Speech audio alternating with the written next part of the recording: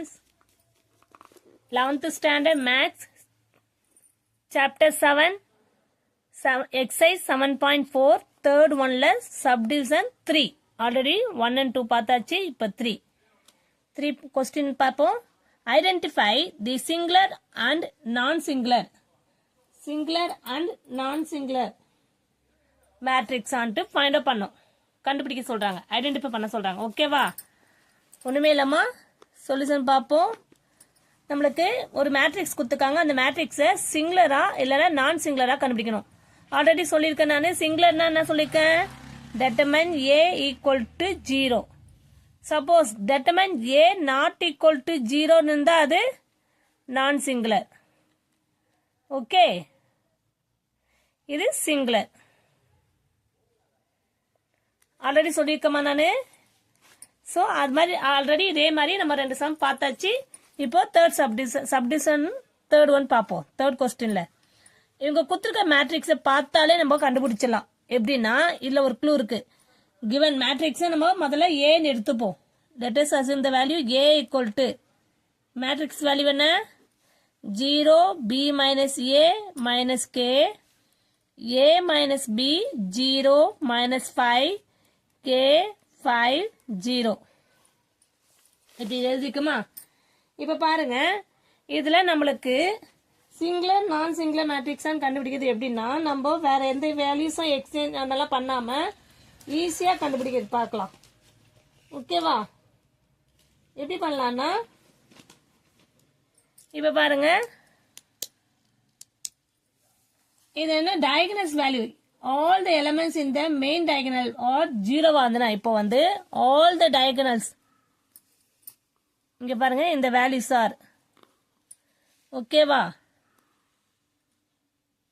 இந்த diagonal value எல்லாமே 0வா இருந்தா, all the elements in the main diagonal are 0வா இருந்தா அது நம்மளுக்கு ஆல்ரெடி தெரியும் determine a வேல்யூ வந்து 0 தான். ஓகேவா? அது ஒரு க்ளூ. முன்னாடி பாருங்க, அடுத்தது ரொம்ப ஈஸியா அதுவும் நம்மளுக்கு செக் பண்ணிக்கலாம். ஓகேவா? இந்த சம் ரொம்ப சிம்பிள்மா.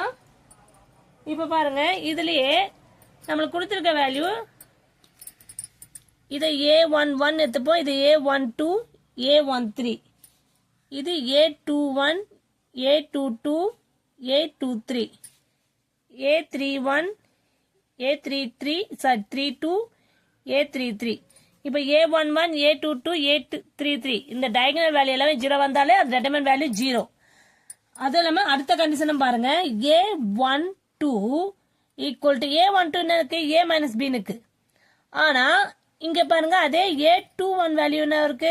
ஆப்போசிட் இருக்கு. மைனஸ் போட்டா b மைனஸ் a ஆயிடுது பாருங்க. அப்ப இதனுடைய ஆப்போசிட் வேல்யூ ஆயிடுது, நெகட்டிவ்ல வந்தது. இப்ப அடுத்தது பாருங்க, a13 பாருங்க, அதே மாதிரி a13 என்ன இருக்கு? கேவா இருக்கு. ஆனா a31 என்ன இருக்கு? மைனஸ் கேன்னு இருக்கு. ஓகேவா? அதே மாதிரி நெக்ஸ்ட் பாருங்க, a23 என்ன இருக்கு? 5 இருக்கு. அதே a32 வந்து மைனஸ் 5 இருக்கு. ஓகேவா? இப்ப இந்த கண்டிஷன்லாம் பார்க்கும்போது நம்மளுக்கு ஆப்போசிட் டைரக்ஷன்ல இருக்கு, அதாவது மைனஸ்ல வருது. அப்போ therefore a is a skew. அதாவது a வேல்யூ அதுக்கு ஆப்போசிட்ல மைனஸ்ல வந்தாலே அது என்ன சொல்லலாம்? ஸ்கியூ சிமெட்ரிக் சொல்லலாம். ஸ்கியூ சிமெட்ரிக் நம்ம தெரியும், நம்மளுக்கு skew symmetric matrix. therefore determine a equal to 0 தான். இந்த கண்டிஷன்ல பார்க்கும் போதே நம்மளுக்கு அது a equal to 0ன்றது தெரிஞ்சிச்சு.